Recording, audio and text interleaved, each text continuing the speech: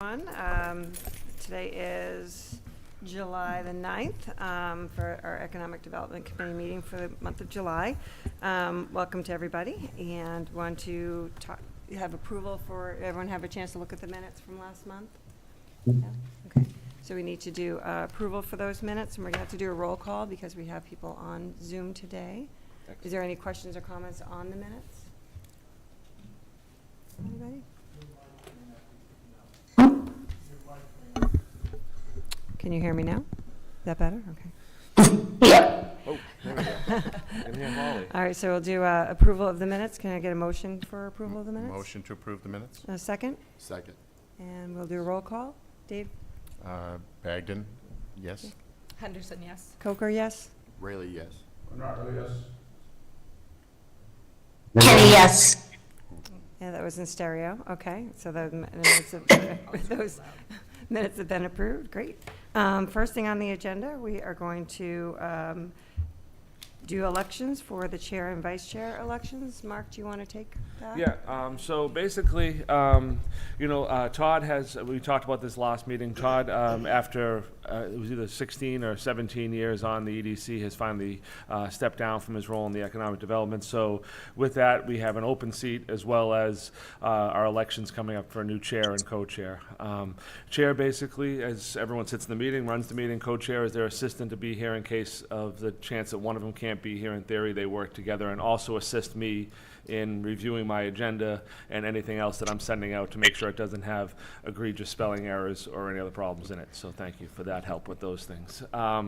So, like I said, it's a nice position. It's not a gigantic lift. Some committees have a lot heavier lift. I generally take care of a lot of your agendas and the printing and getting ready for the meetings. Really, the role for me is a lot more of an advisor, kind of a partnership to make sure that I'm getting forward what the committee wants to hear, and the stuff's hitting the line as far as that goes. So if anyone has questions on that, if not, is anyone up for nominating anyone for the position of chair? I guess we'd start with. Well, I'm happy to nominate Sandy Coker for chair. All right, I'll second that. Sandy from Karen, Okay. You okay with Fred. I'm okay with that. I should have asked you first. All right, this is how it went last time too. Last time I got a surprise vote like that. But all right, so we guess we call that to a vote. I guess A roll call. Okay. roll call. There you go, Dave. Bagden, yes. Henderson, yes. I'll abstain. Bernardo, yes. Rayleigh, yes. Kenny, yes. Barrow, yes. Okay. Then I guess I'm the chair. All right, so I'm gonna let you now welcome Sandy as the chair. Thank you very much. Thank you. Sorry for the, which we just, we gotta find a bit, and now I guess I'll let Sandy, now I can let you roll it officially here. Okay, you all set? Oh, I didn't Yeah, want I'm to. good, sorry. Okay. I'll let Sandy take it from here, and we can have a co-chair, which, once again, really here to run the meeting when Sandy can't be here, and also just to be a sounding board for me, and hopefully a highly involved member that wants to make some change in town. So, So anyone- looking for a co-chair nomination. Would anyone like to nominate a co-chair?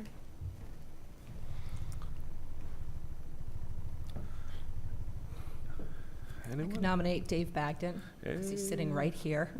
Yeah, can't say I'll no. He second can't that. say no. No, he would be great. I'll second that. Scott seconds that. seconds. Well, I'm not sure I really want to take the role, to be honest with you. I guess I would nominate Holly. Oh, boy. I would second that. You can do it, Holly. Oh, boy. Holly, would you say yes to co-chairing? Yes, I would, Sandy. Okay, so Dave, let's do Karen. does anyone else have any other nominees? No? All right, let's do With some lifting from Dave. let's do a roll call for that. Bagden, yes. Henderson, yes. Coker, yes. Leonardo, yes. Rayleigh, yes. Barrow, yes. All right, then that is congratulations, Holly Kenny. You are now co-chair, vice chair of the Economic Development Committee. Yay. Yay. Thank you, Holly. Thank you for your service. Thanks, guys. to the town. Appreciate that. Awesome. Okay, so that's done. looking forward to serving the community. I definitely am. So thank you for your vote of confidence. Really appreciate that.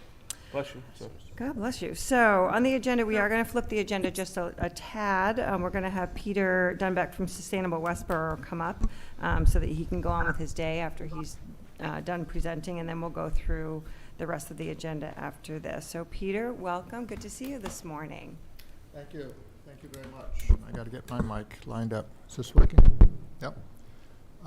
So I am Pete Dunbeck. I know a lot of you. I see a lot of familiar faces. Appreciate the chance to speak to you today. I have, gotta get my things, can't do two things at once. It's okay. Nope. Been running Sustainable Westborough for about 6 or 8 years now, and appreciate this chance to talk to you about some of the state programs that are coming our way and some changes I'd like to propose for Westborough building code, energy code.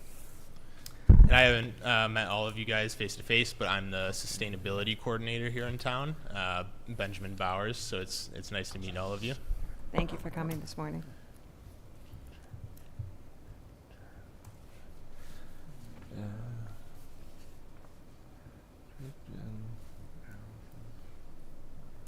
Do you need assistance, Peter? Are you okay? Pardon me? He's up and going. You're fine. No, I just gotta get my PowerPoint shut down for some reason.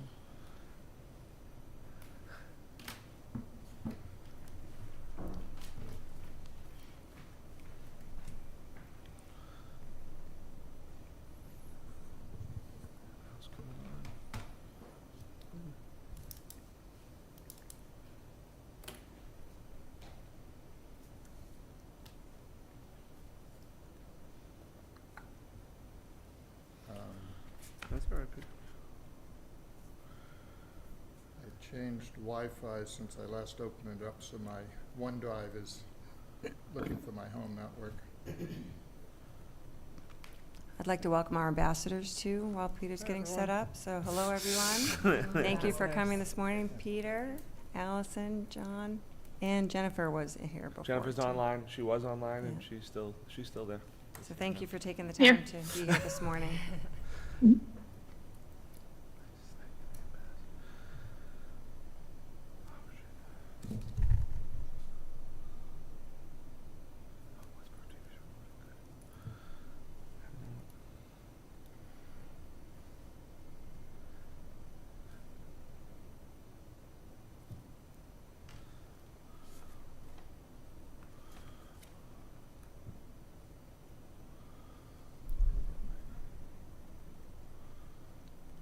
Yeah, we see it here. There we go.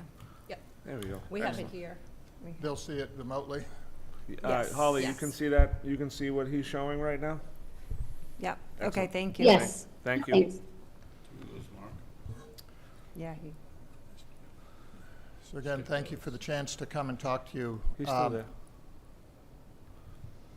Good, Peter, sorry. Okay, Good. I didn't hear what you said. We're here to talk about a proposal to change the building energy code based on some changes that have gone on at the state level. And the reason for doing that is a new state program called the Climate Leaders Program. We're going to introduce that to you and talk to you about what that's about and what it means to Westborough.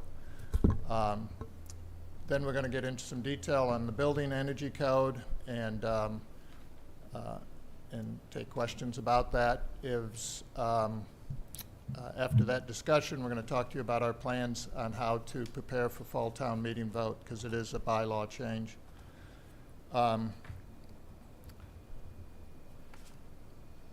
And we're going to tag team a bit on this presentation, and Ben is going to take over on the first slide. So I'll just talk about the Climate Leaders Program and kind of the reason that we're here and talking about the specialized stretch energy code. So we are a green community and have been using those funds and been part of that program for some time now. DOER has come out with the next phase of green communities. And at the bottom here, there's the application requirements. So the new Climate Leaders Program is fully aligned with Massachusetts climate goals for 2050. And the program's designed to help municipalities achieve these goals locally, and it's a new pool of funding grant money for the town. Below are the application requirements that we would need to be able to become a climate leader. We have achieved the top 3, so becoming a green community in good standing. So that means that each year we hit the goals of green communities and are able to stay in that program. We have a sustainability committee that Peter here chairs. We also received a technical assistance for a municipal decarbonization roadmap, which we are working on, and our climate action plan is the commitment for that. So the bottom 3 here are ongoing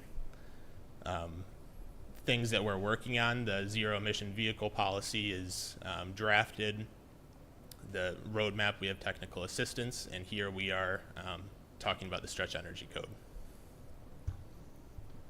Yeah, so we're here to focus on this specialized code. On the previous 2, I'll emphasize a little bit that those are for particularly municipal operations, so they're more an internal discussion with Christie and the select board and school committee and so forth, where the specialized energy code is a town-wide bylaw impact. We have, as Ben said, been part of the green communities. I'll put some numbers on that. We have gotten about $700,000, $800,000 worth of grant money without any Westborough match on that. So it's very beneficial to us. Those investments have gone into energy efficiency programs all across the municipal government, schools and town side. It's that type of grant money that's available to us if we achieve and when we achieve the climate leaders. I thought I'd start with just kind of a general discussion of the building code, and Fred can keep me honest here, but I wasn't sure if everybody understood kind of how it was built. And it's not like one document, it's many, many documents. There's a plumbing code, an electrical code, and so forth. One of them is the energy code. And the energy code comes from an international organization, as many of these others do also. And the IECC updates its code every 3 years. Massachusetts runs basically a cycle behind, and we, the state, adopt it. And the update to the Mass Building Code now points to this 2021 version of the international code. That is the base level code, the energy code for Massachusetts. It's been updated. Massachusetts, for about 15 years, has had a stretch code which overlays on top of that, which increases the standard above the international code to help us achieve energy efficiency and climate goals. That has now been updated, and it's been updated quite significantly.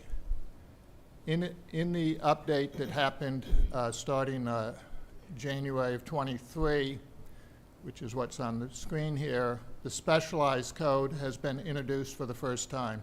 So this is an option above and beyond the stretch code. Westborough and the vast majority of the state is on the stretch code. And now there's an option to go to a stricter code, and we're going to be discussing that. A little hard to read this map, but you can get the darker blue is the municipalities who've adopted the specialized code already. 45 have adopted it. The medium color one is the stretch code, which is what Westborough is in. It's as you can see, it's 70% or 80% of the state is on the stretch code. And the base code, there's a few of the lighter white color, 50. So we've been tracking the specialized energy code adoption, and you can see some of the stuff on the bottom, but it's a little hard to read and interpret, so I made this alternative version of it, which shows which municipalities have adopted the specialized code, and they're on the chart here. And on the map, you can see we have neighboring towns like Hopkinton, Ashland, I'd say similar towns, Stowe, Acton, so forth. You can read them. And their adoption has, they've already approved it at their town meetings or their city council meetings. They have different effective dates. Our proposal is to look at an effective date of January 1st, 2026.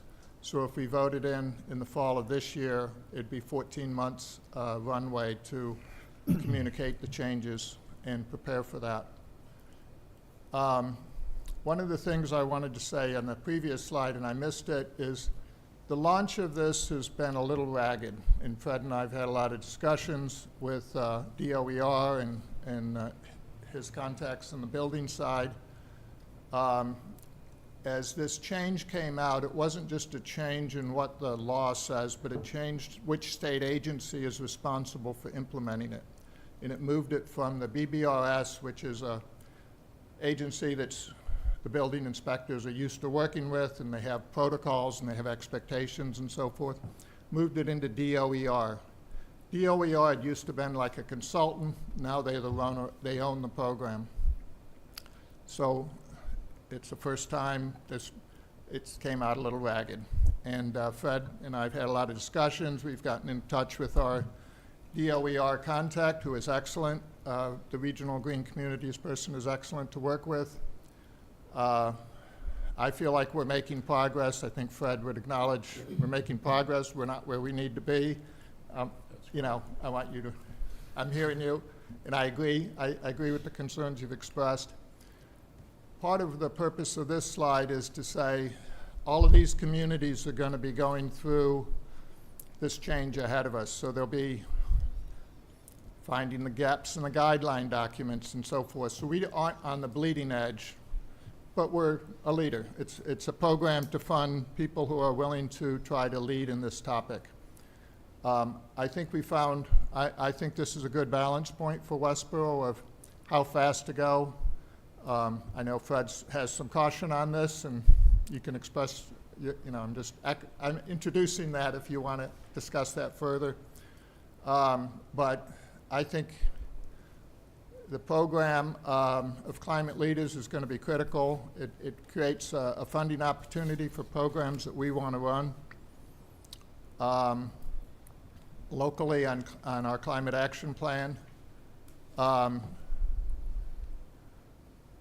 The policies that were mentioned there, the Zavin stuff, are internal policies that we can document. We can report them to the state.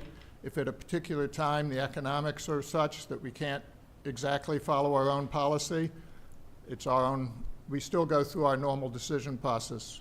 Town meeting approves capital projects and so forth. So it's not it's not overriding town meeting. It's a policy for what we're going to try to do. If we don't do it, the state can kick us out of the Climate Leaders program. If the future economics don't make sense and the program isn't working for us, we're not like trapped in it, is the point.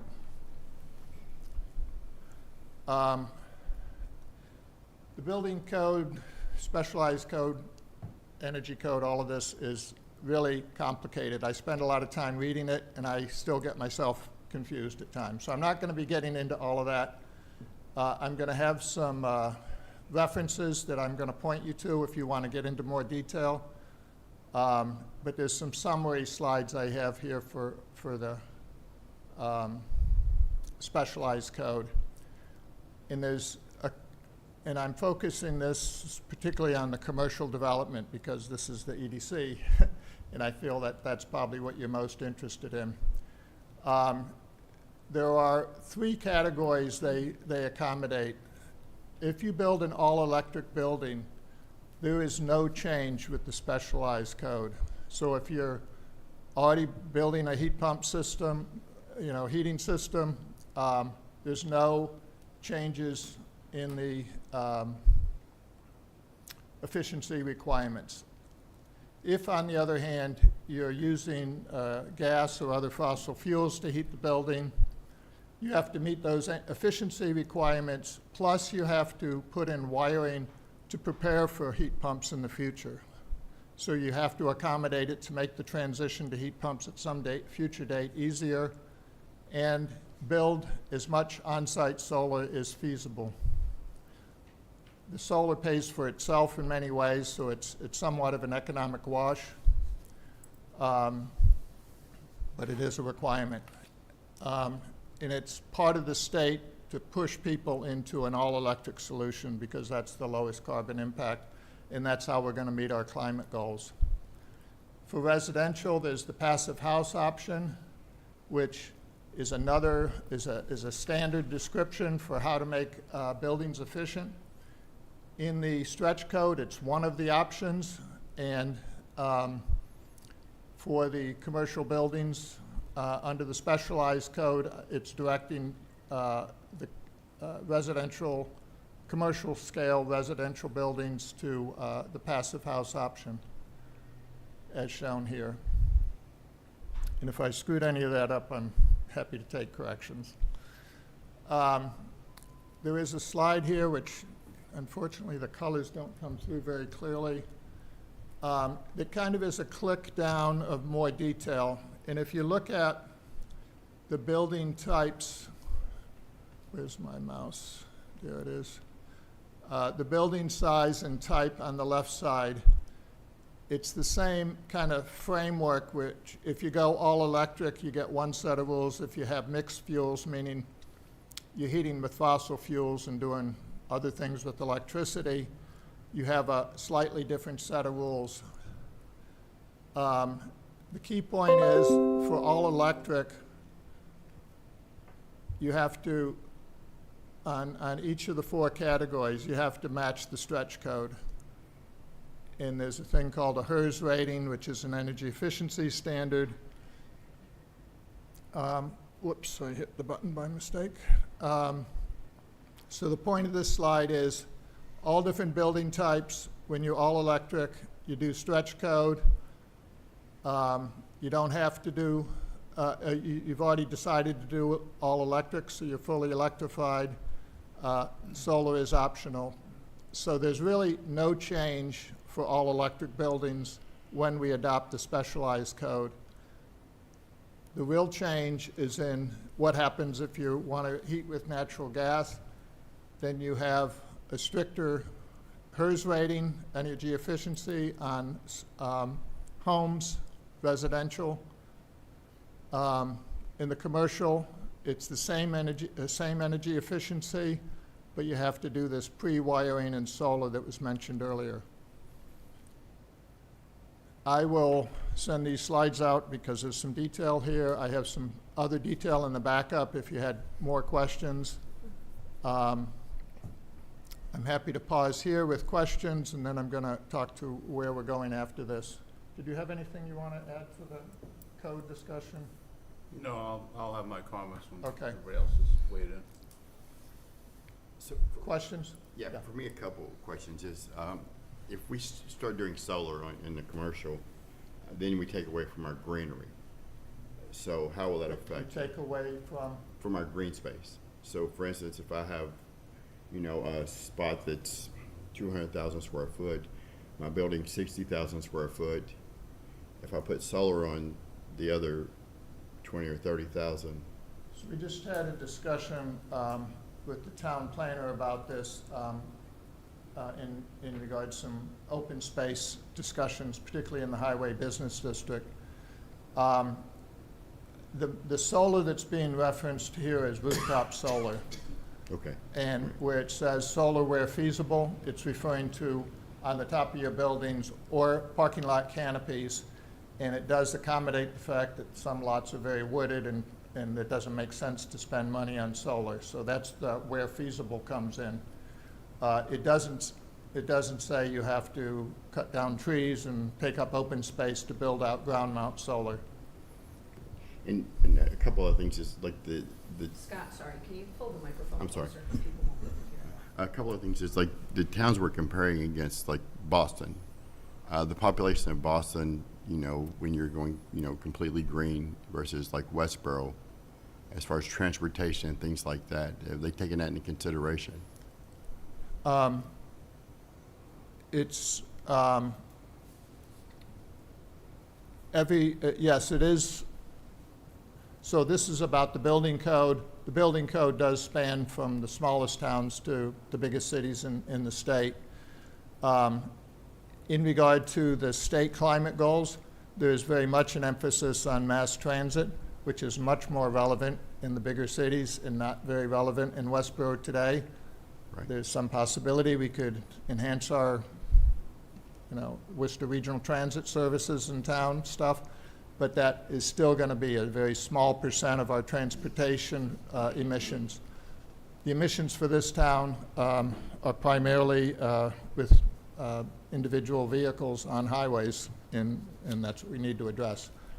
Our footprint, what I feel like we're accountable for is the vehicles that are registered here, not the ones that drive through. The fact that we have Route 9 and people from one town drive through Westborough to get to another town, we're not responsible for that. We're responsible for our residents and our businesses and the vehicles we purchase. So this would be only for residents of Westborough and for, is that what you're Let me back up. I'm misunderstood, I apologize. Yeah, no problem.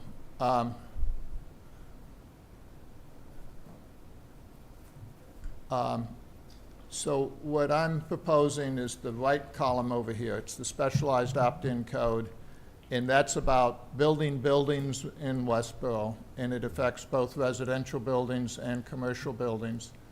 There's a whole plethora of other programs which are about vehicles and mass transit and stuff. It's outside the scope of what I'm proposing today. I can comment, and I'd be happy to sit down and talk to you about it if you'd like to discuss. But the focus here is on the specialized opt-in code.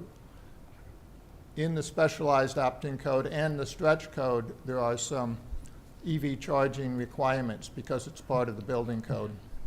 But it's not, there's a whole plethora of other programs subsidizing EVs and subsidizing EV charging infrastructure on highways and so forth that the state is investing in. We are investing in through our state money. But that's outside the building code. Sorry, can I say? Yeah, of course, yeah. So this is specific to the vote that we take at town meeting to the building stretch code. So we're not talking commercial. We're not talking about anything beyond that in terms of EVs and transportation or anything. This is our vote at town meeting for this. It's our vote at town meeting for the specialized opt-in code, which is residential and commercial. In this discussion, I'm focused Building. on the commercial And is because it new? All new building Yeah, or it's good. current? it's new and some additions and renovations, and it gets complicated there. I have a backup slide we could get into, but it's new construction and major renovations. So the existing buildings that are here that aren't being renovated aren't going to be required to, get Correct. to opt into this code.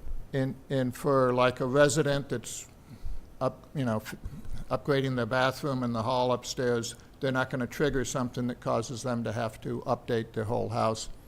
If a building doubles in size, if it does major renovations, additions, there would be implications. Certainly and again, Fred, keep me honest, but all of the addition would have to be up to the specialized code standards. And in some cases, if the renovation involves the existing building, all of that could have to be brought up to code. But that's the case with the stretch code. That leads me to our next one. So if we purchased a 50,000 square foot building in Westborough, how would that affect the building, I guess, that we're, Let me go to my backup here. I mean, it So- sounds to me like it wouldn't necessarily affect it unless you were doing a major renovation to that building. Is that correct? So here's my discussion on renovations, additions, and alterations. Prior to January 1st, 2023, the old stretch energy code exempted renovations, additions, and alterations, and builders had to just follow the base energy code. With the change that happened last year, the stretch code may trigger compliance to the new stretch energy code. However, with relaxed requirements compared to new construction. So there is some accommodation for the fact that you're never going to upgrade an old building to a new building standard. I have an FAQ down there that's the state's provided. There's a bunch of questions, and I wouldn't be able to speak to all of the details of that, but I can provide you the source. The proposed specialized code, extensive renovations and alterations follow the requirements under the regular stretch energy code. So Westborough is already in the middle category, and the specialized code isn't going to change that. There are changes that happened when this new stretch code came out. Is there a grant? And part of, and again, part of the kind of the rough edges on the launch was the details of exactly which alterations, which additions, and so forth. So this FAQ has been growing as people are asking questions and the clarifications are happening. Are there subsidies or grants or things to help businesses who are, doing renovations? Will there be funding to help offset some of those costs? There are a lot of opportunities to get grant money, and I'm experiencing some of that with the library building project. There is mass save programs, and there's multiple pathways depending on how you engage with mass save. And you can get so many dollars per square foot subsidies. You can get subsidies on individual heat pump units and so forth. And the state is driving an early engagement model where they want to get involved early in the design before too many decisions get baked in. So they're putting more incentive if you get mass save involved before design documents are final. So they want to get in early. And so they're increasing the incentives to get involved early. And so the library is now engaged with mass save it is considered a major renovation in the mass save lingo. There are also a lot of programs going on through just the utilities offering for businesses and commercial buildings. Thank you. Anybody else? Pete, did you say that the FAQ defines what extensive renovation means? Yeah, Okay. it does to some degree. I mean, Sure. So if you'd like, I'll weigh in on my perspective on this. I'd start with, in the past, I've been a support of using the stretch code. The state, at this point in time, is adopted, basically you look at it as 3 codes. We've never had a situation where we've actually had 3 different codes in the state. So that's part of the confusion, but that's kind of neither here nor there. What the drive is, if you look at the different codes, the opt-in and even the stretch code to a certain degree is pushing commercial and residential to go to electrification. That's kind of the simplest way to look at this, is that ultimately the state, to meet the 2050 goal of decarbonization, would have to go to all electric everywhere. There's issues with that in itself, as far as how you're going to generate the electricity and the infrastructure from National Grid and other power sources. But that's something that's being worked on, I think, globally, certainly in the state. The reservations I've had, and I've discussed this with Peter at length, it's basically, I'm not necessarily opposed to the specialized code ultimately. At this point in time, I wouldn't support it. And the major reason I wouldn't support it is because there's 2 factions that control the code. Generally, it's been, as Peter alluded to, what usually has happened historically is the Building Board of Regulations and Standard, referred to as BBRS, is the state version of, we have state inspectors and we have a state association that oversees the building code. In the last few years, probably in the last dozen years, the energy code has been adopted earlier than the main code, which is, again, in keeping with climate control and all that neat stuff. Previously, the BBRS was leading this, not the charge, but the implementation of the codes. What happened more recently, and this actually goes back to some time, I can remember these conversations happened probably a dozen years ago or more, that the Department of Energy Resources would actually start to head this up.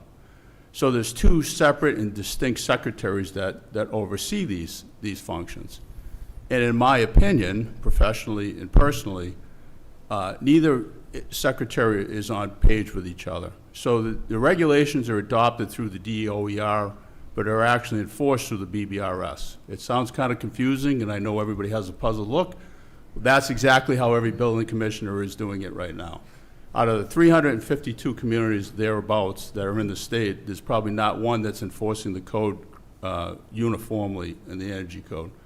I've made this vocally through the state multiple times, and Peter's been on those meetings.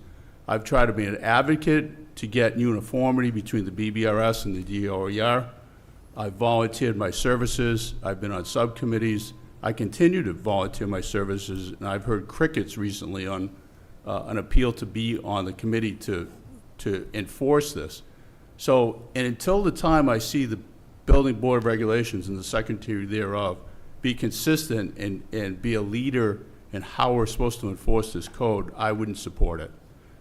If they change their philosophy and they publicly come out and start to do things, then I'd be all for that.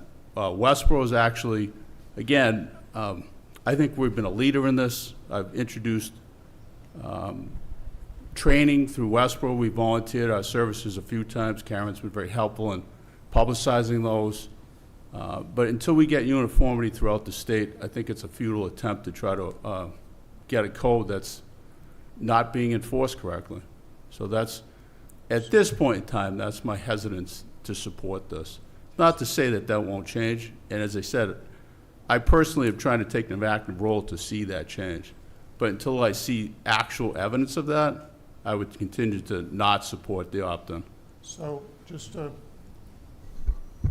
ask you to clarify. Sure. All of your comments and concerns exist on the stretch code that we're already under, correct? I mean, this confusion, the BBRS, DOER, all apply to the current code we're under. So it has, the move to the specialized is not causing that, is not the source of that problem. It's the structure that is in the specialized, in the stretch code with the new release of the stretch code. And then the specialized overlays on top of that unstable base. But the problems you're addressing are all in the stretch code. Well, they're in all three codes, actually, because it's misunderstood now how to enforce all three codes. As far as even, so I'll go so far as to say, even the terminology and how things have been adopted, there's that whole conversation about if you do a remodel, do you have to update to the whole house? That's not being enforced uniformly on a residential basis right now. And there's massive confusion on how that's adopted. So the DOER has made some comments that you're supposed to do it this way, you're supposed to do it that way, but that hasn't been supported or substantiated through the BBRS. So irrespective of which three codes you look at, there is no uniformity. And in my opinion, we only add to the confusion by opting into a higher code that's not understood on any level. That's kind of where I'm coming from. Until that confusion is clarified on all three codes, the more we expect from the general public and builders, I think the worse we make it. So Fred and I have had extensive discussions for almost 2 years on this topic, right, and agree with the fundamental problems. And he lives in a different world, and he has to manage inspectors and so forth, so I empathize with the problems this causes him. We both participated in a statewide public input, and we both provided input. My recommendation to the state is they should pick one of these and focus all their energy on one, because a lot of the confusion comes from having these slightly different buckets and slightly different rules in the different buckets. And if the state feels like you need to do the right column to meet their 2050 goals, they should just move all the municipalities together. They're creating this problem by stepping slowly and creating different flavors, and neighboring towns have different rules, and developers that work in two towns have to know that the two towns have different rules.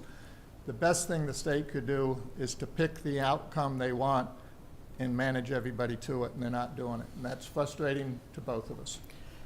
So Peter, just in the interest of time, if you want to move to what your plan is to move forward, I don't think we're going to vote on anything today. We're just getting information from you, It's a briefing. It's a brief, yeah, not a, so, we plan to go to fall town meeting. I'm hoping Fred's feeling, we have seen progress over the last year, and I'm hoping that we continue to feel there's more progress. I do want to talk to developers and people that are actually on the ground in construction business and understand how this is impacting. There's information, it's in the backup, which I'll provide you, where the state's done analysis on the economics of this, both to the builder and to the building buyer, the resident or commercial buyer. They say all of their life cycle costs are improved if you go to an all-electric building with the super high efficiency of the new stretch code. So anyway, I'd like to do some developer outreach. I'd like to ask Mark's help and others to make connections where we could go meet and have those discussions in a little more detail. We're planning to brief the select board and the school committee on what we're planning and what we're up to. Select boards are, chartering organization, and if we're wandering off from where they want us to go, then we need to hear that early. And then begin discussions with community organizations like Women's Club and Lions and Civic Club and so forth, as well as some public meetings. We might ask Westborough TV to publicize and project those on your channels, and then come back to the key town committees that take stands on town meeting votes, select board, school committee, and advisory finance committee particularly. So that's the rough timeline, and we would be looking at a fall town meeting vote with an effective date of January 2026. If I may, I'd just be curious, that Mark's been kind of silent on Yeah. this. I'd be curious to know, and he's been removed a little bit, so maybe he doesn't have any comments. He might not be awake either, yeah. Yeah, that could be. Mark, do you have any comments? Yeah, I think I'm against this for a variety of reasons, but one is puts Westborough at a disadvantage. Also, heat pump system, we have buildings that are heat pump system. Our very own building has a heat pump system, but it relies on gas to start it up. We can't extract enough heat to have warm. So what you're doing is you would have to keep your building warm overnight on the weekend. You would lose much of your savings by having a warmer building all the time rather than just using natural gas to warm the building up on a Monday morning or any morning. And then you need to rely on your heat pumps during the day. It's, and this whole thing is, I tried to permit a wind turbine where the Olympus building is on that site, and Westborough turned me down. Westborough has the strictest, here it is, it's distracting me, but Westborough has the strictest solar requirement of any town we deal with. And anything considered more than 1,000 square feet is considered a large mountain project. What, 30 feet by 30 feet? It's smaller than a lot of residential. So basically, Westborough shut down the ability to generate electricity, and yet they're basically virtue signaling with all these adoptions of these codes that don't really apply much. And also, what happens to the natural gas we don't use?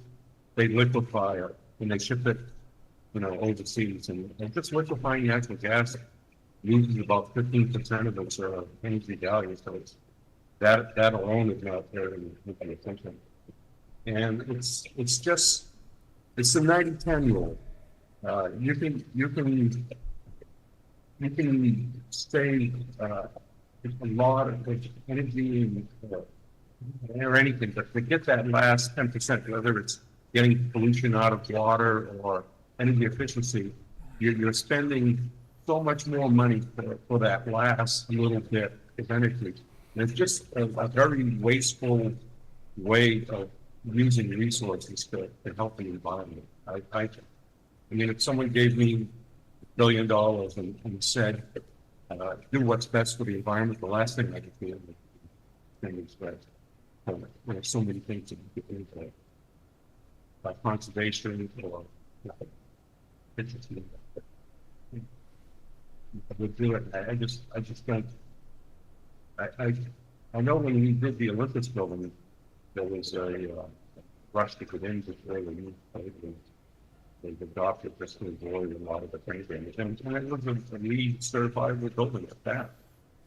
It's not like we were avoiding that. Trying to avoid. Thank you. Couple comments. I certainly agree with the 90-10 issue, and the state program actually set the goal as a net zero because they understand that you can't get the last 10% out, and we need to do it through carbon sequestration with planting more trees and creating more open space to absorb the carbon that is going to get continually emitted even after 2050. So it's never going to be 100% in that. Agree with that. In the local zoning, I'd be happy to. I just discussed it with the town planner yesterday. The discussion with Chris Egan about the setbacks and stuff. I'm open to having those discussions. I think there's probably more creative things we could do with the zoning in regard to that. One concern for me is, on the EDC and about growth and businesses is, especially with running, multi-million-dollar business, is it's already challenging in in the Northeast to be competitive. I think that we'd create more more opportunities for failure as being competitive if, say we're investing and then we have to invest, 5 times more, because the utility costs already are, extremely high and things like that.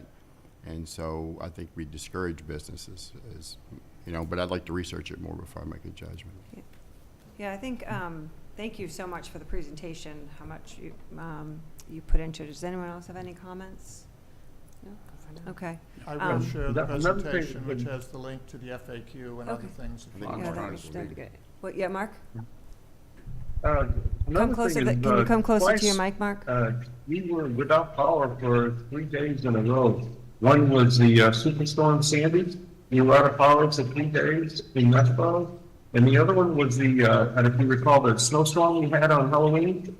And it knocked down a lot of branches because we shut the power down for 3 days. And luckily, if you have a system that has natural gas, you can at least use a generator to provide the minimum amount of heat, in the building. But if you have a building that's totally reliant on heat pumps, that consumes a lot of electricity. So there's also the reliability of the heat grid and the ability to have backup power. And that's very expensive. Thank you. Great. So we thank you so much. We look forward to more discussions, obviously. Obviously this committee is very focused on commercial and businesses and being business friendly. So that's what we're focused on. But thank you so much for all of your efforts and your hard work, and we look forward to hearing more. Thank you, guys. Thank you. Great, thank you. Thank you. Thanks, everyone. Thank you. Holly, did you have something, Holly? No? No, I just said thank you. Okay. So the next thing on the agenda is Mark, on the Minority and Women-Owned Business Report. That is in your packet. Yes. Yeah, so last month I had brought this forward to everyone, and we had a short discussion on it, but I think we came to a point where I was asked to bring it back to this month's meeting. I think members wanted time to either review the packet or come back with additional questions. So I really just wanted to put it out there just to make sure that the opportunity to discuss things within the packet are out there if anyone has any questions or suggestions that we can work on. As I said, some of the stuff in here, on the permitting, we've already moved forward. Some things are, the systems are what they are at some level, but I think we've come to the point where all our permits are online. We're trying to make things as streamlined as possible. We're doing a lot of the suggested work in there, but there's something people have. I wanted to give them an opportunity to bring that up now. Anybody? Mark or Holly, either one? No? Mark, is there any updates from what you guys have? Yeah, so basically just in case anyone have any, like I said, I just went through the basics of the action items of what they were calling for in the report. And in the permitting area, it was correction to online permitting. And all our permits now, I think, if not all, most are online. Even our grant application is now online. I haven't successfully gotten one to go through, not successfully, I haven't implemented it yet to make anyone put their application in that way, but it is physically there, and now I'll be able to test it. So I'm hoping by the fall we'll be able to track these. Even our applications will be tracked online to make it a lot easier for users to get there. We're in the roadmap of building a basic user guide to get to online permitting. So if you're going to open a restaurant, here's the line of permits you got to go for based on the building. Obviously, it's a hard process to go through, as I've learned. Every restaurant's slightly different because some are coming into a already built out facility, some are building out, some are making changes. So every facility comes a little bit different, and I've gone to different towns' websites to look to see how their economic development people do it. And a lot of times it turns into, you want to open a business in our town, contact me. And I end up being the kind of resource leg through it, because at some level, to point to every little detail becomes almost, your roadmap would be so large, people would get lost in that. The other areas they mentioned were our one-stop meetings, which I want to make sure I promote them better. It's one of the things they talked about, and promoting those are every Wednesday at 1 o'clock. We have a scheduled time where I get together with all the department heads from conservation, police, fire, planning, building, DPW, engineering, everyone, health, everyone comes in the room, and we sit down with businesses looking to settle in Westborough or develop in Westborough, and we go through their plans. Now, based on, so we do this every Wednesday, so anyone looking to come forward, I want to make sure that as you guys are out in the community, you're able to tell people that we have this opportunity for them to come in and review their project ahead of going to planning and spending a ton of money, that we can say, hey, this is a great project, we love it, or this is a project that needs some tweaks based on, whatever the issue might be with the project. Also mentioned the website. We are constantly updating the website, and there's always areas that need to be improved. That's a work in progress. And the last piece was communication, which I think, that's across the board, I think, in the entire town and most organizations. I think communication is always a struggle.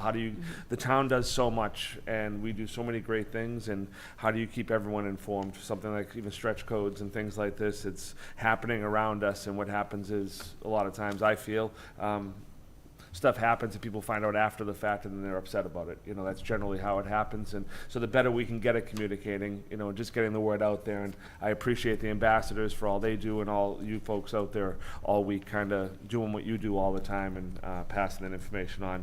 So really trying to get better at communicating, trying to get more information out there, and that's what I really do.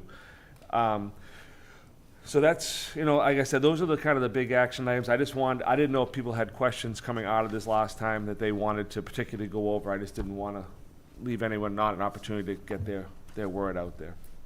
A lot of these have a town manager and building coordinator, so we might want to revisit it when Christy and Jenny are here. Okay. To answer some of the questions there. But the communication, how well are we using our ambassadors? How much direction do you all have? Yeah. We want to be able to make sure that we're getting out the word out there and utilizing your services. Sure. Yes, Holly, sorry about that. Well, that's okay. I think last meeting, us kind of look at some of the parts You're choppy, Holly.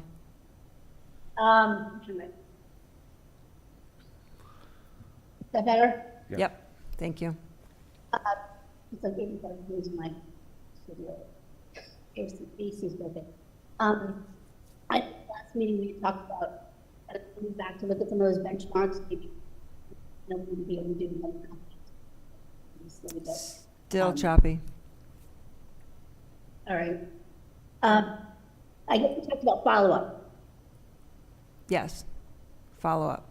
So, forward, like, recommendations from that came out of the survey.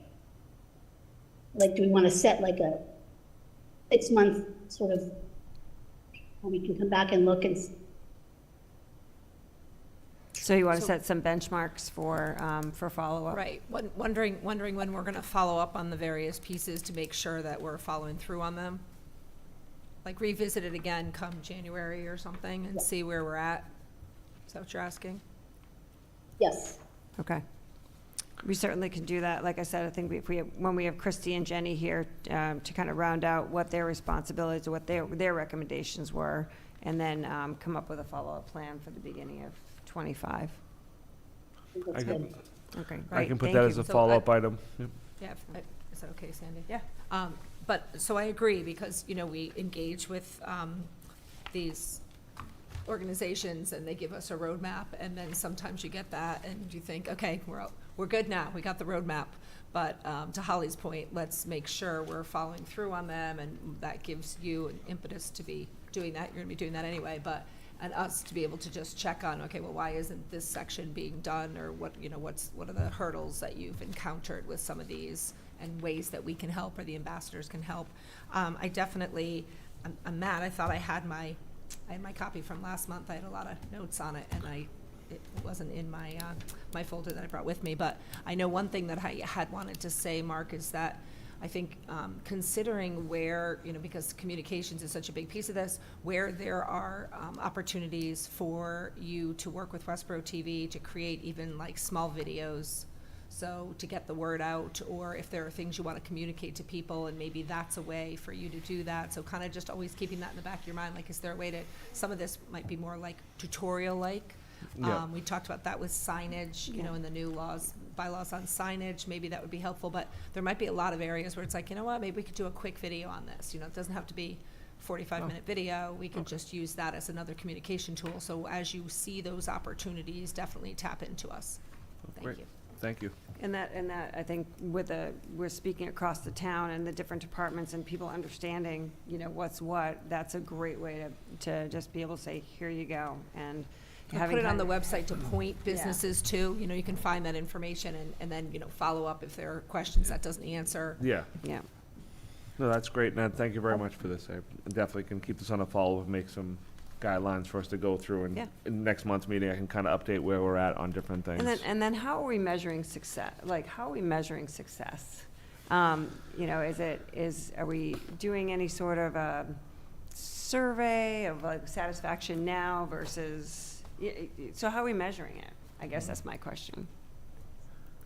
Yeah, I honestly don't really have a solid answer for that. I guess I would say just looking at having action items and be able to check boxes off to say we've completed potential, updates of onlines, handouts, in-department communication, those kind of ideas to say, I guess we've checked some things off the list, but we definitely do need to have some objectives to say, here are 5 or 6 goals out of this that we can aim Yeah. for. And And just the ease and the satisfaction of, we want people to come to Westborough and get their signage and get their permits and, make it pretty seamless. Fred, do you have any suggestions on how to measure? I know, I'm putting you on the That's a spot. heck of a good question. That's a great question. The top of my head, no, I don't know. That's always, the ROI is always an important question. It's very difficult sometimes to measure, albeit it's a point well taken. So it could be a survey of how easy, we could do a quick, when someone comes into town, do a quick, questionnaire 1 through 5 or whatever, what was your experience? Because we kind of know right now, there's, people are definitely struggling a little bit with coming into Westborough, would you guys agree? A little bit with this? at times, I mean, I think With some the stuff, ones that yeah. get a hold of us and get within the group I think Yeah. if you're functioning on your own, I think some people get a little lost, but the ones that, Yes. that manage to get through, Agreed. the ones that I deal with still might have problems, but we tend to Yeah. help them through the process a lot smoother, I think. So it might be a good idea to create some sort of a survey now before we, as we're kind of going through this process, to get a little bit of a baseline of where we are right now. And then, as new companies come in, give them the same survey and see, And see what I would they- just like to see if it's successful or not. If, Oh, that's obviously I pretty would think it simple. would be, Because I get the monthly report from the clerk's office, so that's something I see the new businesses coming in, so I could say, just simply send out like a Google survey with 3 or 4, it doesn't have to be an hour-long survey, it can be like, how was it landing in Westborough? Do you feel that the town was good, bad, and different? Did you have any positive, negative experience? like, how is the permitting, how are the signage? Like, I Yeah, would just and if you maybe had this, something along those lines. that seems fairly simple, and you might not get 100% response, but if you get 10 responses, at least we get a feel for, Where we are today. I could definitely create something like that. Mark, this is Holly, Yep, Vice Chair. I can help with that. That's Okay. good input.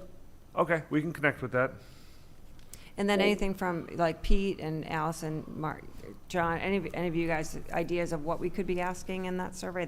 You guys are out the feet on the street, so maybe, give any input there from all of you as well. Yeah, and And I'm then- open for emails at any point, so if it doesn't feel comfortable speaking in the room, they can just shoot me an email and say, here's a question I would like to Okay, post in there, if someone Perfect. would rather do that. Karen? And then just one more thing on the follow-up that you'd mentioned with minority and women-owned businesses. There were 7 businesses that participated in this, which is kind of a low number. But there's still some good things that came out of it. But I wonder the extent to which we might circle back with those 7 businesses. Like, do we know what 7 businesses they were? And could we come back to them just to say, in general, here are some of the things that we have done over the past year to try to implement some of these changes? How have we done, or is there something new? So, I mean, it wouldn't be a massive undertaking, I don't think, to try Yeah. to just reach back out to them. We don't have to do a whole nother round of the survey, but maybe to reach back out, because I think even letting them know, we heard you, we appreciated your feedback, and we've been trying to make some changes. Yeah, I love that idea.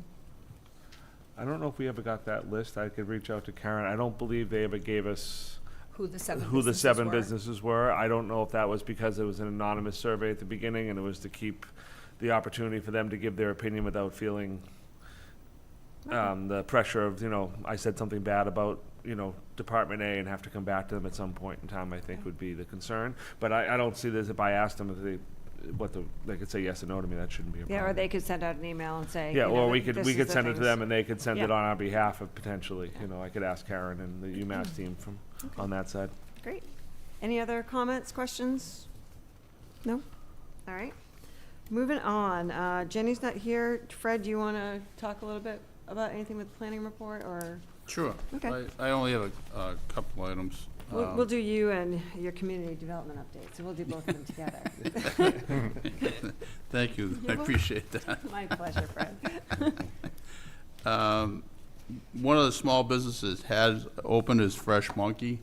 It's where the old Dunkin' Donuts was, on the strip mall near Ocean State, but it's beside that, the little mall that's JP's Restaurant. It's right on the corner there. So if you want a nutritious, good shake or whatever, that's the impetus for that. So that has opened, that's a small business open. Took a little while for them to get going, so that was great. Dollar Tree, we hope to see open in the next few weeks, so hopefully by next meeting, I'll tell you that it's open. They're anticipating, I haven't actually personally been out there, but the inspectors in the office have, so we hope to see them in the next few weeks. They're located on the backside of 1 Oak Street on the corner of Lyman and Turnpike. That'll be the second location in town. So if you're excited to buy dollar items, they'll be opening soon, we hope. Which is a good utilization of that space. That had been closed for a number of months, if not a year or so. So that's a good happening there. There was because everybody asks me periodically, Wayback Burgers, they're actually looking like you might be able to eat burgers out of there in the coming future. So again, hopefully by next meeting, I'll be able to announce to you that you can eat burgers out of there. At least we hope. That's their intent, to open the next couple, 3 weeks, so we'll hope that that keeps going too. So those are my updates as of now. All right. Well, thank you very much. Moving on to any comments for Fred? Any questions for Fred? No? All right, Mark, you're up for the EDC updates. Yeah, so just a little bit of what I've been up to this month. I actually attended, Ben has left now, but I attended the Worcester Business Journal Energy Summit at the DCU Center earlier last month. It was interesting to get an idea of regional energy use, to hear from Peter and what they're up to and where the power actually comes from to make all these green energy things work. Unfortunately, it's still natural gas, so it seemed to be the answer I saw in that meeting, that 49% of the Massachusetts power comes from natural gas. So no matter how many, heat they were talking about, no matter how many heat pumps we put in buildings and all this, at some level that natural gas is still going to be the answer for the foreseeable future, and how do we get beyond that. It was interesting to see the talk on that. So that was fun to get out to. As Fred had mentioned, new businesses in town. He mentioned the Fresh Monkey had just opened down there. Bright Eyed Beauty Bar is going to be opening at the Mill Building at 69 Milk Street. They're coming from Worcester into Westborough. We have two nonprofits that open, Post 22, which is the continuation of, I don't want to call it continuation, but the Burroughs program ends at the age of 21 or 22 years old. You age out of it. So this allows adults that are looking to go into the workforce to find work placement above the age of 21, 22 years old. They're looking for businesses that are looking for people to either volunteer or do some work within your businesses. I know we have a number of businesses in town like Curry Printing and a few others that bring them in to work, and it's a great experience, I guess, for the business as well as them. So if anyone knows of a business that needs or would like to get involved in something like that, there's Post 22 is there. Dignity Matters is also another nonprofit that came onto Brigham Street. I'm not quite sure which building they're on Brigham Street, but they supply women's sanitary needs for the public. They work with the food pantry to make sure that's a need that goes forward, as well as just humanity, as well as food needs to make sure your personal hygienes are met as women in the world, as far as that goes. So that was exciting. The Westborough Inn reopened with their remodel. The Mary Ann's Bridal Boutique, which was in here for a grant, she opened up her new side of her business, the Curvaceous Bride, right next door to there, which is exciting to see a business like that go forward. The Polished Pup down here at the Rotary is open and functioning now, and everything's going well there. Coming soon, we have a new barbershop. Dart's Barbershop is going to be going right near the Fresh Monkey. Seed to Stem, which is coming out of the Crompton Collective in Worcester, is going to be going on to South Street at the old Decor Building, 26 South, next to Dave and the community advocate there. So it's exciting to see that. There's a new salon coming in the Speedway, Zaria, I think it is. It's going right next to Ashley's Furniture, coming in soon. And two new restaurants that are in the works right now at 291 Turnpike, which is the other side of El Toro, is it? El Toro. Toro, the Mexican restaurant. The other side of it was Dewari, the Indian restaurant. There's a new restaurant opening there, and a sandwich shop looking to come in at 72 East Main Street, which both are in construction. And as we've seen with Wayback Burgers, it can take a while to go from start to finish, but it's exciting to see a lot of stuff happening in town. Even when you hear a lot of negative things about the economy, we have a lot of small businesses that believe this is a great place to be coming into, and that's good to see. Other things going on in town, the farmers market is happening every Thursday over at Bay State Common from 2 to 6, hosted by the Rotary. The town is doing a Woo Sox takeover, the Battle of the Boroughs, in August. So the Woo Sox have an operation where they bring in a town, and the town gets to throw out the first pitch and do all the things through the course of the game. And Westborough, the Battle of the Boroughs, is happening on August 18th. So it'll be Westborough, Northborough, Southborough, and Marlborough, I think, to compete against each other, and little contest on the field and stuff like that. So that's being held by the Recreation Department, but it's something that I want to promote because I think it's fun. It's something good for people to be able to do. Outside of that, we have with grants. We've given out some grants recently and completed projects. Fitness Together completed their build out, so their facilities at Downtown Crossing is looking great. The Central House closed over the 4th of July week and redid their floors with our grant money. So that work is completed, and it's exciting to see. As I mentioned before, the Curvaceous Bride completed her renovations and opened her front doors.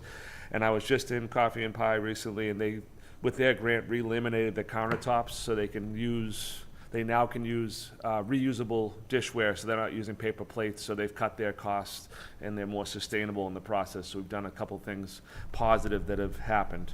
We have grants coming forward, which I'd like to talk about as well, because our next grant period would technically be next month. Usually we come up in August. Last year we pushed it back to September. I don't know if it was because of summertime and having smaller groups, or if it was also Zach wasn't in this position. So I'd like to hear if the group would like to push the grants back to September, or we leave them on the regular cycle of August. Currently, I have 5 applications in for next quarter, with 1 more that I know is definitely coming, and with a month to go, I could end up with, any 2 or 3 more, pending on what's out there as far as that goes. And last thing is, Mark's still here, good, he's still online. So Mark is retiring from Caruth Capital after many, many years and getting ready to live the next set of his life, and that's exciting. So he'll be stepping down after this meeting. He stayed on today to make sure we had quorum. Thank you, Mark, for that. And thank you for all you've done in helping us as far as that goes. And thanks to the ambassadors. But with that being said, we have 2 open seats. Todd's seat and Mark's seat will both be open. I'd love to have this ambassadors and everyone, put your feelers out. Come to me with someone you think would be a great person to be in this role.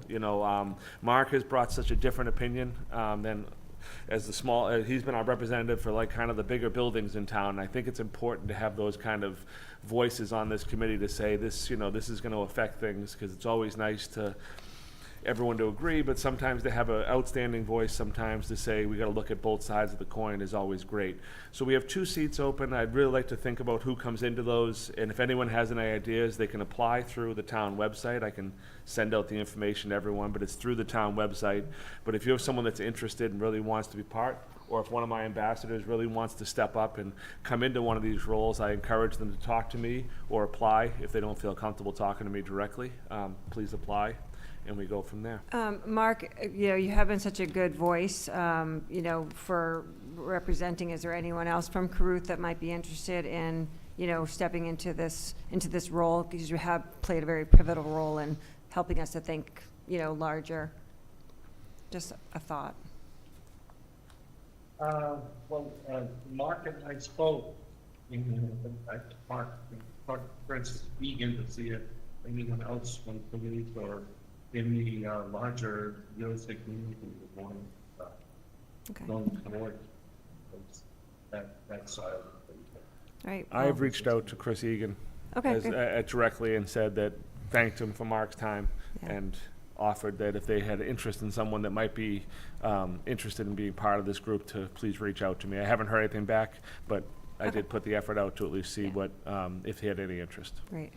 I think from all of us, we want to thank you, Mark, so much for your years and years of service. I don't know you very well. I've only been here a couple of years, but you just have created such a great food for thought for everything. So really appreciate it, and I really want to live your life.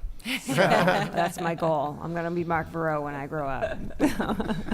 Well, wait till you're 66. Yes, thank you, you Mark. very much. I'm sorry, Holly? I just asked Mark if he was moving. Yeah, my wife and I are gonna be bi-coastal. We're gonna live in Delaware and California. Nice. That's Very awesome. good. Congratulations. Just put a house on Well her agreement deserved. in Well deserved. California. Did we need to address that thing about the grants? The grants. Yeah, we do. Yeah, well, that's like I said, we can leave it, right now it's scheduled for August. I'm happy to leave it there and bring these people forward. What's the date of that? What is the date of that? 6th. I know I can't make that meeting, even by calling in. I know sounds these like we- meetings get a little, and we have a quorum of 6, no matter how many people are on our committee. I did verify this with losing Todd. I wanted to make sure we had the right number. So no matter how many people are on the board, we have to have 6 people in the room to meet. It's an 11-person board, so you have to have a majority. In person. in person. Well, Or, in or person remote, on- or, Gotcha. but have to be Gotcha. present either Right. online. I set all our meetings as remote Yep. access, so that way we can have Right. quorum no matter what. You have I to mean, have 6 I- members, basically. I don't know if it throws off our schedule, but it does seem like the more voices that can weigh in on that process, the better, from my perspective. So September, you're thinking? I think, yeah. I'm feeling the same way. Yeah. I don't think we need to vote on it. I don't. Fred, just all decided. Yeah, I think if we can just push it to the agenda off a month, and I can let the applicants know that it's just not gonna go through for another month, and that's And just a fine. quick thing about the number, we've talked a couple times about capping a per quarter.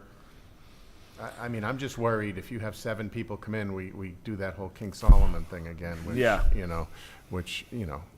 we don't want to let anybody down, but also, if there's some urgency, that people say, well, I got to get in this quarter, and if you don't, you have to come back, just a thought. Yeah, it's one of my discussion points I wanted to bring up in the next meeting is what the grants are, what we want to give the grants for, I think. Right now, we have a very broad window of what the grants are open for. It can be anything from build-outs to signage to, and maybe, if we dig in a little deeper and kind of specify, because if we're getting more grants, I guess the application has to step up a notch. We need to get more data or more information to make a justified, because everyone that walks in, there's no story you don't like hearing. I'm starting a business doing X, Y, and Z, and I'm looking for, I'm spending $50,000 and I'm hoping that, Yeah. the town helps me out, which is, all great stories. There's never a bad ending to any of these stories, but once again, the only problem we have is we run out of money eventually, so we can't give Well, the downside of capping is somebody might be late to the game who was a much better applicant. Right, and so it's really, I think it'd come down to, I've already expressed to the applicants, you should really, what you want to do with the money should be pretty, the better, the more outside, the more visible.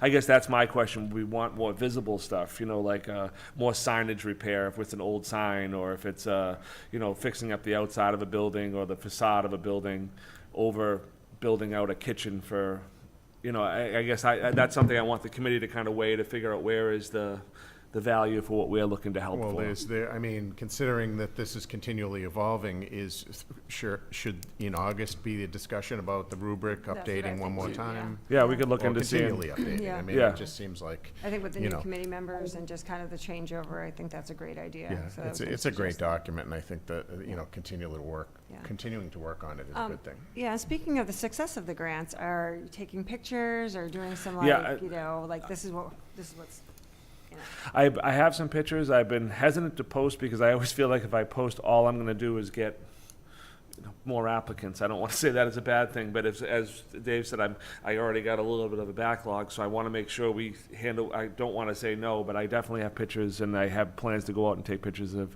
Curvaceous Bride and a few other places yeah, this or week. even like So story on in the Advocate, like how this helped. Yeah, no, I'd be glad to do that, and It's- it's just, I don't know, it's beating the drum for EDC about the great things Yeah. Yeah. that are being done here. I give MEDC a lot of credit because they're always beating the drum on the stuff they're doing. I think we should be doing the same. okay, I can Well, definitely I get think, more of that. even the surfacing of the counters, right? Yep. What a change in, like, just for sustainability, right? So Yeah, how who it would have all thought, ties in. I mean, that was enlightening to me Yeah. to hear that Yeah. explanation. So, Yeah, I So, never. Sandy, to that point, if I may, David, I think that's a valid point that it depends on how the committee wants to use the rubric, but I think if you come to the meeting with specific suggestions on either categories we eliminate, ones we add, because I think that the proof's in the pudding. If you use the scoring rubrics, that kind of, regardless of when the application comes in, then you can weigh it that way.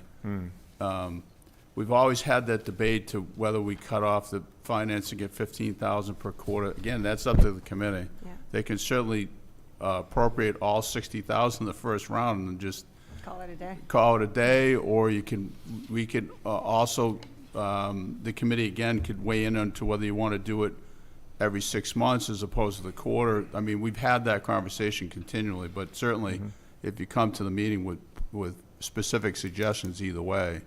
I think, signage was a good one that was Yeah. just brought up. I mean, we've talked about how better signage is important. Do you have any other things, Fred, that you think people need money for to help conform better to what the town wants to present? So it's always that interesting question because the committees weighed in on, they like to see the business actually established before they fund it as opposed to the startup. So then you get that debate too. New companies coming in are looking for money as part of the startup, but if you're not vested and the company doesn't last, you know, those are kind of an interesting debate. Right. Yeah. But, you know, with signage, there's definitely a lot of signage that is not up to snuff. You know, if somebody's an established business but wants to, you know, improve their look, I mean, that would be something we could Yeah. So I think if we look at the rubric and just, you know, next Yeah. month, just really kind of finalize what the year's gonna look like for us and whether we wanna do it 4 times a year or twice a year. I mean, Right. I'm having more money at twice a year, to me, feels, you know, we'll be able to, That's another way of Pre-order. looking at it if you want to do it, you know, as a Yeah. committee. It's, the signage is always an interesting question. We've actually begged some companies to utilize the grant for signage, and they haven't taken advantage of that. I don't, you know, without actually just writing them a check, I'm not sure how we get them to Yeah. Yeah. take advantage of that. We are, you know, which has kind of gotten off topic a little bit, but I will say that Mark is presently working on Wayward signage, and there is, part of that grant money will be to supplement signage. There will be grant money available for signage and for companies to utilize that to get signs Okay. above and beyond the EDC grant. So the town is That's great. actively utilizing some of the LRP initiatives to do that. So, to your point, David, we haven't forgotten about signs. Yeah. It's my, like, arch nemesis. So Yeah, I certainly love when companies do update their signs. Trust me, Yeah. you know, there's some examples right downtown where I hear almost daily that they haven't, but anyway. Great. Thank you. The one thing I do want to mention is that post-22, when I owned my small business, I utilized adults coming out of those programs in our business. And I think as ambassadors, I'm looking at you guys because if it's just such a really, it provides the business owner so much joy, and it really provides some really good value for those individuals. So I think we really, you know, I wouldn't promote any specific business, but this really is a human, it's just a wonderful program. So I think if we can let businesses know that this is available, they do cleaning, they do all kinds of stuff. And I mean, the joy that they bring to the business, to the employees, what the value that how they feel, I feel very strongly about that particular program. So. And they took over a space at Bay State that had never been used Yeah. since the day Bay State was built. It was a vacant second floor above the music store and the liquor store, and they took over, and they really made it a beautiful. Yeah. It's got such light. It's probably one of the nicest spaces in Bay State, to be quite honest with you, now that it's open. It's never been open before. Yeah, never been open Nice before, but access. just seeing it, it looks, you know, it's gorgeous. The light and everything up there is for for an office is really a nice location. Great. Any other? Yes, Peter. Picking up on a previous conversation, does Post have a short video that could be used, or could Westborough TV make one that we could then refer to a business who might employ somebody from Post 22? So, Peter just asked, because I know the microphone won't pick him up, about whether or not there's some kind of video that promotes Post 22 and whether Westborough TV could help with that. And they do have a video that they created, but it was kind of before it was fully opened, and it's probably a great idea for us to join with them. And actually, I would love to see if there's a student that might, from that program, work with us. Because we have had students from the borough before that have worked with us at Westborough TV. So I love that suggestion. They do have a video that it was really well done and captures some of the essence, but now that they're open and there might be some examples or a business owner we could integrate in with that, I think that's a great suggestion, Peter. I'll follow up with them. Thank you. Excellent. Any other business from anyone? Motion to adjourn. Motion to adjourn? Second. Second. Roll call. Bagden, yes? Henderson, yes. Coker, yes. Leonardo, yes. Rayleigh, yes. Kenny, yes. Varel, yes. Meeting is adjourned. Thank you Excellent. so much. Thanks Thank again, you, Mark. Mark. Mark again, Mark. thank you. Enjoy retirement, Take sir. good to see you. Verizon has left the building. Congratulations, Holly. Yeah, congratulations, Holly and Yeah, Sandy. safe Thank to you, folks. Sandy. Thanks, guys. Have a great afternoon. All right, done.